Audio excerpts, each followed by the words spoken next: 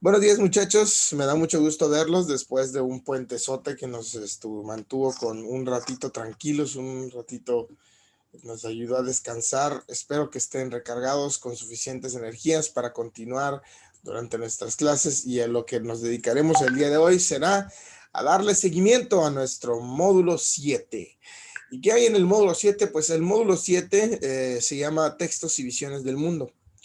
Y lo que estamos haciendo en este módulo es aprender a desentrañar y a valorar los textos escritos, los textos literarios, y tratar de comprender su importancia.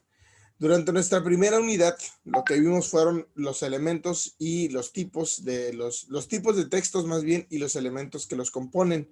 Veíamos que hay diversos tipos de textos literarios y que todos tienen ciertas características y ciertos elementos que los definen como textos literarios, y que son esas mismas características que tienen los textos las que los hacen ser tan bonitos, las que los hacen ser tan diferentes, y al mismo tiempo nos permiten valorarlos de diferentes maneras. Pero ahora, chicos, durante nuestra segunda unidad nos centraremos en echarle más condimentos al almuerzo. Vamos a dedicarnos a verle un poquito extra, porque si bien podemos valorar y podemos apreciar un texto por el contenido intrínseco, por el valor que tiene dentro de sí, también podemos valorar aquello del texto que no se puede ver, aquello del texto que no se lee, aquello que se encuentra a su alrededor y que sin embargo define con gran fuerza lo que el mismo texto es. Para introducirnos a este tema, chicos, y porque aquí a partir de esta semana ya vamos de lleno al análisis de textos. Durante nuestra primera semana nos pudimos concentrar en los elementos que componen cada texto y cómo se puede determinar que cada uno de ellos es diferente, cuáles son los elementos que podemos valorar para identificarlos y para reconocerlos. Ahora vamos a valorarlos, vamos a ir más allá. ¿Y cómo lo haremos? Bueno, fácil. Vamos a aprender el valor interno y externo de un texto. ¿Cómo podemos determinar cuándo un texto tiene un valor intrínseco y cuándo un texto tiene valor por fuera? Vamos a hablar un poquito, vamos a iniciar. Como siempre, iniciamos con una lectura. El día de hoy les voy a leer La Metamorfosis, más bien un pedacito de La Metamorfosis. No la voy a leer toda porque es una novela, a pesar de que es una novela corta, es lo suficientemente larga, pero les voy a leer este fragmento de La Metamorfosis, una historia, una novela muy importante. Presten mucha atención. La Metamorfosis habla de un hombre que un día se levanta por la mañana y está convertido o se ha convertido en un insecto. Presten atención. Cuando Gregorio Samsa se despertó una mañana después de un sueño intranquilo, se encontró sobre su cama convertido en un monstruoso insecto. Estaba tumbado sobre su espalda dura y en forma de caparazón, y al levantar un poco la cabeza veía un vientre abombado, parduzco, dividido por partes duras en forma de arco, sobre cuya protuberancia apenas podía mantenerse el cobertor, a punto ya de resbalar al suelo. Sus muchas patas, ridículamente pequeñas en comparación con el resto de su tamaño, le vibraban desamparadas ante los ojos. ¿Qué me ha ocurrido?, pensó. No era un sueño. Su habitación, una auténtica habitación humana. Si bien algo pequeña, permanecía tranquila entre las cuatro paredes harto conocidas. Por encima de la mesa sobre la que se encontraba extendido un muestrario de paños desempaquetados, Samsa era viajante de comercio, estaba colgado aquel cuadro que hacía poco había recortado de una revista y había colocado en un bonito marco dorado. Representaba a una dama ataviada con un sombrero y una boa de piel, que estaba allí, sentada, muy erguida, y levantada hacia el observador un pesado manguito de piel en el cual había desaparecido su antebrazo. La mirada de Gregorio se dirigió después hacia la ventana y el tiempo lluvioso. Se oían caer las gotas de lluvia sobre la tapa del alféizar de la ventana. Lo ponía muy melancólico. ¿Qué pasaría?, pensó, si durmiese un poco más y olvidase todas las chifladuras. Pero esto era algo absolutamente imposible, porque estaba acostumbrado a dormir del lado derecho, pero en su estado actual no podía ponerse de ese lado. Aunque se lanzase con mucha fuerza hacia el lado derecho, una y otra vez se volvía a balancear sobre la espalda. Lo intentó 100 veces, cerraba los ojos para no tener que ver las patas que pataleaban, y solo cejaba en su empeño cuando comenzaba a notar en el costado un dolor leve y sordo que antes nunca había sentido. La Metamorfosis es un cuento extraño, es una novela rara. Muchas personas batallan al leerla y les cuesta un poco de trabajo entender la aplicación que esta tiene en la vida personal. Habla sobre un hombre que se llama Gregorio Samsa, un hombre que tiene novia, que tiene familia, tiene un padre, un hombre que tiene trabajo, un hombre que tiene una vida normal, y que un día, sin que nadie le avise y sin esperárselo de ninguna forma y de ninguna manera, se levanta y se encuentra en la cama convertido en un insecto. De ahí el nombre de la metamorfosis. La metamorfosis es un proceso regular por el que pasan algunos insectos al cambiar su forma, como las orugas que se transforman en mariposas, o las orugas también que se transforman en escarabajos gigantescos. Bueno, pues este hombre pasa por una metamorfosis. Se duerme siendo un humano y se levanta siendo un insecto, un bicho rarísimo. No sé cómo se lo imaginan ustedes, yo me lo imagino como un escarabajo porque habla de su coraza, habla de la dureza de su piel, tenía un exoesqueleto ahora. Él se duerme y se levanta convertido en un insecto y entonces se empieza a preguntar qué va a ser de su vida y qué va a ser de su persona, y todo lo ponía triste. Afuera llovía, era probablemente la madrugada, se estaba levantando, todavía estaba amaneciendo, se sentía mal, se sentía raro y estaba transformado en un insecto. De una forma general, nosotros podemos entender de qué se trata el texto. Si bien la novela habla de eso precisamente, de cómo este hombre se va retornando a su vida personal, ahora convertido como un insecto, no podemos comprender completamente la visión del autor si no conocemos a nuestro autor. Eso es en lo que nos vamos a centrar precisamente el día de hoy, en cómo podemos valorar un texto no solamente por lo que se encuentra dentro de él, sino en lo que se encuentra a su alrededor. No es hasta que entendemos quién es Franz Kafka que sabemos quién era Gregorio Samsa y por qué en el texto se describían las cosas como se describían. Franz Kafka, que vivió de 1883 a 1924 y tuvo una vida corta y trágica, era un escritor en una época en la que ser escritor era una ciencia complicada. Y además, Franz Kafka era gay. Franz Kafka era homosexual. Él se levanta un día y se da cuenta de que no es una persona normal. Se da cuenta de que es un bicho raro, un rezagado, uno de los abandonados por la sociedad. Él se levanta y se siente como un insecto, se siente miserable, se siente diferente. Y por supuesto, uno de los más importantes hechos de la vida de Franz es que tenía un padre que no lo amaba y con el que constantemente batallaba. Franz Kafka se levanta un día y se da cuenta de que es homosexual y de la forma en la que va a vivir y de que la forma en la que va a vivir su vida va a definirse a través de esa sensación de que es diferente. Él se levanta un día siendo un bicho raro y lo refleja en su novela con la metamorfosis, con la experiencia de un hombre que se convierte en un insecto y cómo tiene que adaptarse ese hombre a la forma en la que va a vivir de ahora en más. Así fue para él la metamorfosis que vivió, una metamorfosis personal, una que le costó trabajo y que le costó un proceso de readaptación en su vida.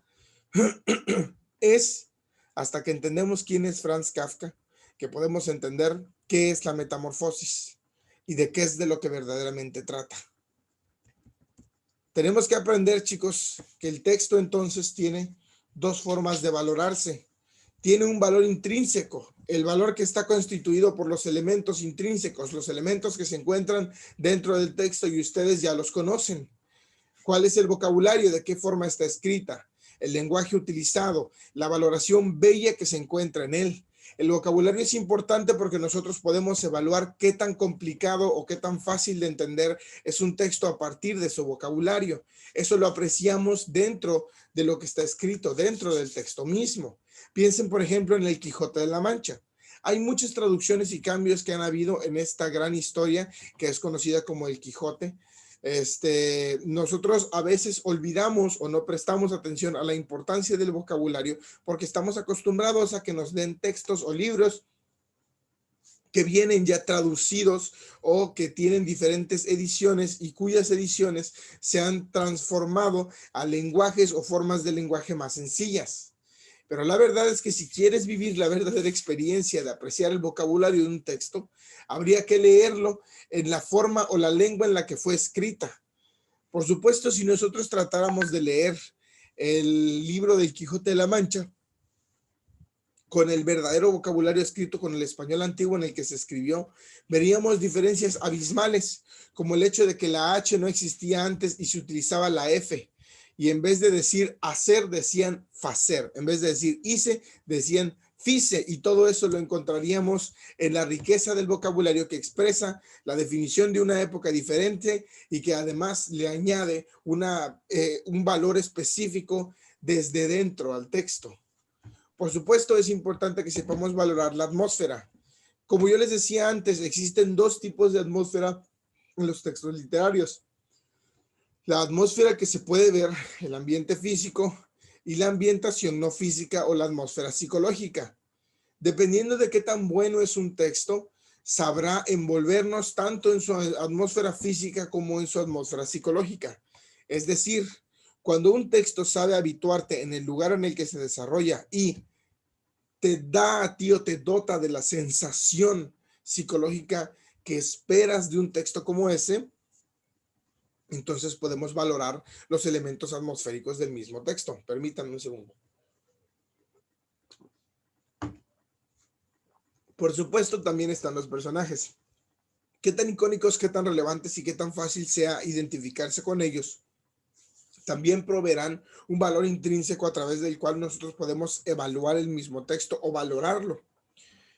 Entonces, cuando los personajes son buenos, están bien redactados, están bien desarrollados, tienen una evolución de principio a final y su viaje demuestra que realmente son personajes con los que una persona puede identificarse y aprender de ellos, podemos decir que es un valor intrínseco.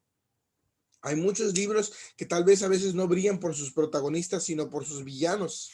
Hay libros que a veces no brillan por el viaje mismo, sino por el desarrollo o el desenvolvimiento del personaje dentro de la historia. O el cambio de múltiples personajes, no lo sabemos. Hay muchas cosas o muchos detalles por los cuales podemos valorar un texto. Y por supuesto, yo diría lo más importante, las situaciones a través de las cuales se desenvuelve un texto. Nosotros podemos decir, chicos, que las situaciones literarias son todas estas tramas o lo que sucede dentro del texto mismo. Depende de la situación, la guía o el trasfondo a través del cual se desenvolverá y se desarrollará la historia. Las situaciones son todas las acciones que suceden, son el inicio, el desarrollo y el final.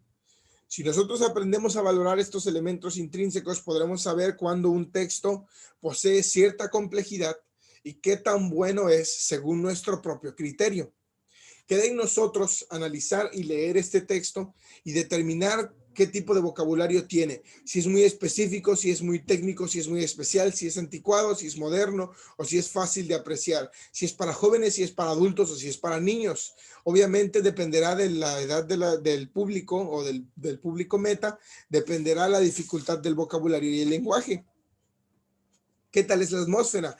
¿Se puede sentir, no se puede sentir? ¿Te puede envolver, no te puede envolver? ¿Se logra lo que se pretende lograr o no? ¿Cómo son los personajes? ¿Qué tan importantes son? Si se desenvuelven o no se desenvuelven, si te gustan o no te gustan, si te puedes identificar o puedes reflejar o aplicar ciertas decisiones de la vida de los personajes hacia tu vida personal. ¿Y cuáles son las situaciones, perdón? ¿Es realmente buena la trama? ¿Los eventos que suceden son realmente importantes? ¿Las cosas de las que aprendes son realmente impactantes para tu vida? ¿Lo que estás leyendo te está realmente haciendo ver cosas que no veías antes dentro de un texto? Bueno, entonces, a través de estos elementos intrínsecos nosotros podemos valorar, a través de estos 4 elementos nosotros podemos determinar si es que consideramos que un texto es bueno o no es bueno. Se puede valorar como un texto literario óptimo o como un texto literario no óptimo. Por supuesto, la literatura y el arte son de perspectiva múltiple. Hay personas que van a sentir determinadas cosas por un texto y que van a valorar algunas cosas en un texto que otras personas no. Los gustos y la apreciación tienen mucho que ver en la valoración de un texto, especialmente cuando se trata de un texto literario. Entonces, no podemos determinar que así tiene que ser, sino tenemos que aprender que los textos literarios son de múltiples interpretaciones y de múltiples opiniones. Estos son los elementos a través de los cuales nosotros podemos valorar una obra. Pero ahora, si bien podemos entender que hay elementos que nos permiten valorar la obra desde adentro, también hay elementos que nos permiten valorar la obra desde afuera. Hay dos tipos de contextos en lo que concierne a la forma en la que nosotros valoramos los textos literarios por fuera. Primero está el contexto anecdótico, es decir, el contexto a través del cual el texto surge y la experiencia que el texto tiene o la relación que el texto tiene con las personas que lo rodean. Es decir, el contexto anecdótico es, por ejemplo, lo que sabemos de Franz Kafka, ¿no? Que de no ser porque sabemos el tipo de vida que él llevaba, que no entendemos el tipo de vida que se expresa o que se determina en la metamorfosis. El contexto anecdótico es de dónde surge el texto mismo y si existe o no existe una razón por la cual este es escrito. Luego está el contexto de producción o histórico. El contexto de producción o histórico es el momento y el lugar en la historia en el que el texto es escrito.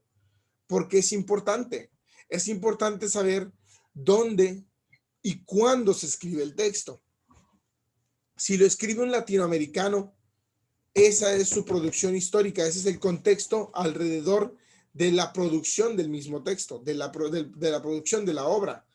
Es decir, si un libro se escribe durante la Revolución, ese libro va a tener como contexto una época de guerra, de dificultad y de México, por supuesto. Todo lo que tiene que ver con la cultura mexicana en ese momento. ¿Creen ustedes entonces que un texto escrito en México durante épocas de la Revolución Mexicana tendrá que ver o tendrá relaciones o se puede valorar de la misma forma en la que se valora un texto escrito en Francia durante la época gótica? Por supuesto que no. No podríamos, porque el lenguaje era diferente, porque la forma de pensar de las personas era diferente, porque el contexto en el que esas personas se encontraban era distinto, porque no sería posible entender, para un europeo, entender exactamente la misma visión que tendría un mexicano. Es por eso que nosotros tenemos que aprender a valorar los textos más allá. Si se fijan, durante todos los módulos que yo les he dado acerca de lectura, porque ya este sería el tercero, hemos visto ya 3 módulos de lectura. El primero, el segundo y el séptimo módulo, donde retomamos la lectura como nuestra principal herramienta para funcionar. Si se dan cuenta, lo que tratamos de hacer en el modelo de competencias y en la forma en la que nosotros estudiamos es enseñarle a los estudiantes que la lectura no se acaba cuando terminamos el texto. No, señores, ahí no es donde se acaba la lectura. La lectura se desentraña a través de un proceso hermenéutico, un proceso de análisis detenido y comparativo, es decir, un análisis que es técnico, un análisis que requiere de una investigación y de mayor profundidad. Nosotros podemos apreciar y valorar todos los textos más allá. No solamente quedarnos con lo que leemos, sino aprender a obtener información, experiencia, y comprender y valorar de una forma plena cuando analizamos más allá de lo que creemos que es, porque todos estamos acostumbrados a leer, algunos ni siquiera eso, pero la mayoría de nosotros estamos acostumbrados a leer para investigar y aprender. Sin embargo, la lectura a veces no es suficiente, a veces necesitamos un poco más, necesitamos aprender a obtener las diferentes visiones que existen del mundo y las diferentes perspectivas que poseen los autores al escribir para que podamos valorar completamente una obra literaria. Ese va a ser nuestro trabajo de ahora en más. A partir de esta semana, o lo que resta de ella, que será martes, miércoles, jueves y viernes, debido a que el lunes no tuvimos clases, pues nos centraremos en aprender a valorar las obras, no solamente por sus valores intrínsecos, es decir, los elementos que las componen, que ya lo sabemos porque los estuvimos aprendiendo la semana pasada, sino también por su contexto de producción y su contexto anecdótico. Es decir, aprenderemos a desentrañar el texto por dentro y por fuera. Ahora, hay diferentes elementos que componen el contexto de producción de un texto. El contexto geográfico es el dónde se encuentra y en qué lugar. Si el texto se produjo en Italia, obviamente va a estar en un lenguaje diferente al nuestro y va a tener diferentes costumbres y diferentes ideas que no podremos apreciar de la misma forma en la que lo apreciamos aquí en México. Por supuesto que la rutina diaria para una persona en Europa es diferente a la rutina diaria que nosotros llevamos. La forma en la que viven y las costumbres que tienen, los horarios en los que almuerzan y las importantes cosas que realizan, no las vamos a comprender si no somos capaces nosotros de ponernos en el mismo contexto geográfico en el que ellos están puestos. Por ejemplo, piensen en lo que pasa en Inglaterra todos los días a las 7 de la noche. ¿Saben qué es lo que pasa todos los días en Inglaterra a las 7 de la noche?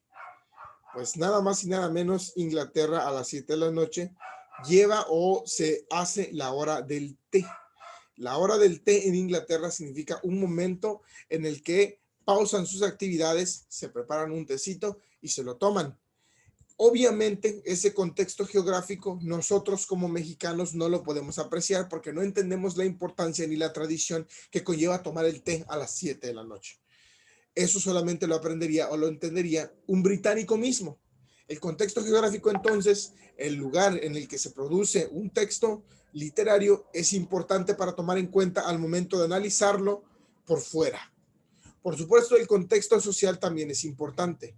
¿De dónde proviene? Y la sociedad que rodeaba a la persona que se encontraba ahí es importante porque también define el valor que necesitó el autor para producir un texto como ese. Por supuesto, a nosotros leer la Metamorfosis ya no nos cuesta trabajo y entender lo difícil que es todavía tener una sexualidad diferente a la mayoría, que es la heterosexualidad, resulta un proceso complicado para cualquier persona, un proceso de duda y de sufrimiento y tener que lidiar con diferentes cosas como lo son la intolerancia o la poca aceptación.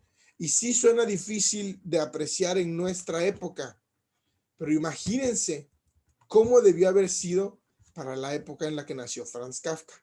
Una época en la que era todavía más difícil aprender a aceptar a las personas de diferentes orientaciones sexuales. Una época en la que era más complicado todavía ser quien eras. ¿Por qué? Pues porque socialmente te denigraban, socialmente te desbancaban, ya no te permitían tener tratos con otras personas, podías olvidarte de tu estilo de vida y de tener cierto dinero, por ejemplo, o ciertas relaciones. Ese es el contexto social. Es importante que nosotros aprendamos a valorar un texto por el contexto social en el que se encuentra su autor.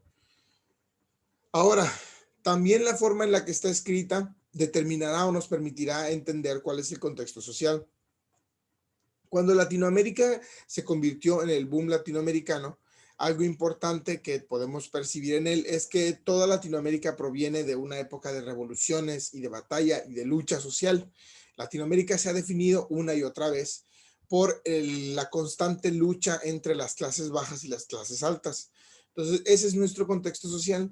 Constantemente vemos en Latinoamérica textos que están basados precisamente en eso, en la forma en la que nosotros podemos producir un cambio social.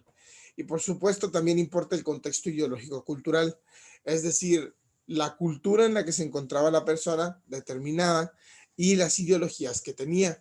Porque el hecho de que una persona o un autor haya nacido en los Estados Unidos, por ejemplo, no quiere decir que apoye o que persiga las mismas ideologías culturales que persiguen los estadounidenses, como lo son el capitalismo y el consumismo. Al contrario, hay muchos autores que tienen ciertos tipos de ideologías o persiguen ciertas líneas de pensamiento que podemos ver reflejadas en su forma de escribir, como Orson Welles o como Aldous Huxley, estos dos hombres que escribieron respectivamente 1984 y Un Mundo Feliz, ambas unas distopías en el mundo en el cual somos controlados y ya no tenemos libertad dentro de la sociedad. 1984 introdujo la idea del gran hermano, si no saben qué es, me sorprende, pero El gran hermano es como el ojo que todo lo ve, las personas que constantemente tienen acceso a nuestra información y nos vigilan, que es algo que sucede en nuestros días, nos manipulan y nos controlan a través del uso de la información y la desinformación. Actuamos de la forma en la que nosotros actuamos porque somos influidos por todo lo que nos rodea. Entonces, estos dos hombres estaban completamente en contra del sistema y de la forma en la que nos oprimían. Y si nosotros entendemos sus ideologías, es más fácil entender sus textos, es más fácil entender sus obras literarias. Ahora, por supuesto, algo que podemos entender de esta forma directa es que el contexto histórico también se puede determinar y se puede apreciar gracias a las corrientes literarias. Ya les hice estudiar las corrientes literarias hace mucho atrás. Entonces, espero que se hayan quedado con esta información y que sepan cómo analizar y cómo determinar de qué tipo de corriente literaria es un texto. Cuando ustedes lean un texto, siempre pretendan relacionarlo directamente a su corriente literaria porque será más fácil de valorarlo de esa forma. Por último, chicos, quiero leerles un par de poesías. Un par de poesías que a mí me encanta leer siempre en esta ocasión porque me gusta que hablemos de ellas. Entonces, esta primera poesía se llama Paz y dice así: vamos hacia los árboles, el sueño se hará en nosotros por virtud celeste. Vamos hacia los árboles, la noche nos será blanda, la tristeza leve. Vamos hacia los árboles, el alma adormecida de perfume agreste, pero calla, no hables, sé piadoso, no despiertes los pájaros que duermen. Esta es una poesía bellísima, lleva por nombre Paz, y habla de una calma y de un amor y de una tranquilidad que solamente se encuentra en el lecho de una pareja. Aquí se habla de dos personas, probablemente que están descansando, que se sienten en libertad, que se sienten capaces de volar como las aves y llegar a las copas de los árboles. No hay tristeza. La noche, pese a que sea larga, no se apodera de ellos porque están juntos, están enamorados, ¿no? Cállase, piadoso, no despiertes los pájaros que duermen. Mantente tranquilo, deja que la calma en este lugar que parece ser como un bosque, como un lugar de libertad, un lugar que te inspira cierta libertad y cierta calma, se puede encontrar en el lecho de una pareja donde hay verdadero amor, por ejemplo. Ahora leamos este poema, se llama Adiós. Este poema dice, las cosas que mueren jamás resucitan, las cosas que mueren no tornan jamás. Se quiebran los vasos y el vidrio se queda. Es polvo por siempre y por siempre será. Cuando los capullos caen de la rama, 2 veces seguidas no florecerán. Las flores tronchadas por el viento impío se agotan por siempre jamás. Los días que fueron los días perdidos, los días inertes ya no volverán. Qué tristes las horas que se desgranaron bajo el aletazo de la soledad. Qué tristes las sombras nefastas, las sombras creadas por nuestra maldad. Oh, las cosas idas, las cosas marchitas, las cosas celestes que así se nos van. Corazón, silencia, cúbrete de llagas infectas, cúbrete de mal. Que todo el que llegue se muera al tocarte, corazón maldito que inquietas mi afán. Adiós para siempre mis dulzuras todas, adiós mi alegría llena de bondad. Oh, las cosas muertas, las cosas marchitas, las cosas celestes que no vuelven más. Estas dos poesías fueron escritas por la misma mujer y parecen abismalmente distintas. Alfonsina Storni fue una poetisa muy importante, una mujer que redefinió el género y que le dio un lugar importante a las mujeres mismas dentro de la poesía, que era predominantemente masculina. En su mayoría la poesía era escrita por hombres y eran pocas las mujeres, o fueron pocas las mujeres, especialmente las mujeres de habla hispana, que alcanzaron una relevancia similar a la de los varones. Alfonsina Storni fue una de ellas, junto con Gabriela Mistral y otras autoras que son de menor influencia. Pero la diferencia entre sus poesías parece ser lo más importante aquí y lo que yo quiero que nosotros valoremos. Fíjense cómo en una Alfonsina Storni habla acerca de una tranquilidad, una calma y una paz incomparable. Y en la siguiente parece estar desolada, parece estar rota, está triste, está auténticamente lamentándose el paso del tiempo y cómo las cosas se acaban, cómo todo tiene un fin y cómo es que las cosas muertas, las cosas marchitas, las cosas celestes nunca regresan. La misma mujer que estaba hablando de la paz y la tranquilidad encontrada en el amor, que estaba hablando de la calma y de la valoración de la libertad que poseía al sentirse bien, está hablando de una tristeza y de cubrirse de mal, de endurecer su corazón para que no vuelva a sentir dolor. Alfonsina Storni era una mujer que estaba muy orgullosa de ser mujer. Siempre estuvo muy feliz con quien era y siempre se identificó fuertemente femenina. Adoraba su forma, adoraba su cuerpo. Se dice que ella se miraba al espejo y se sentía bien por ser mujer. Siempre estuvo orgullosa y siempre expresó de su amor de mujer, de su forma de mujer, de su carácter de mujer dentro de su poesía. Y luego le dio cáncer en los senos y tuvieron que extirparle los pechos. Su amante, quien fue la persona que registró los últimos días de Alfonsina, dijo que nunca volvió a ser la misma. Siempre estuvo orgullosa de ser mujer y de repente le quitaron eso que la hacía sentir mujer. Cuando se veía al espejo ya no se sentía bella, ya no se sentía mujer. Le faltaba una parte de sí y nunca se recuperó. Alfonsina escribió esta poesía y poco tiempo después se suicidó. Entró al mar y dicen que se dejó ahogar, dejó que la corriente se la llevara. Estas poesías tienen su valor por sí mismas, por la belleza que hay dentro de ellas, por la forma en la que están escritas con una maestría que solamente una mujer como esta podía escribir. Y sí, tienen un valor intrínseco porque los elementos que las componen son preciosos, pero tienen un valor extra cuando escuchamos la historia de Alfonsina Storni y entendemos auténticamente el valor que tienen estas poesías. Esta poesía deja de ser una poesía y se convierte en una despedida, en una carta de suicidio. Solamente así podemos entender la belleza de la lectura misma. Muy bien, chicos. Les voy a mandar otro link porque no hemos terminado. Tenemos que ver unos temas más, pero ya lo siguiente es poquito, ¿sale? No es tan poquito, es bastantito. Les voy a mandar otro link para que continuemos con la reunión, ¿sí? Ahorita mismo les envío, tengo 11 participantes, pero bueno, ahorita les mando el link, chicos. Ya se fue uno, éramos 12. Sí, pero me parece que Luis Carlos había estado teniendo problemas con su internet, no sé si sigue aquí. Ah, bueno, aquí está.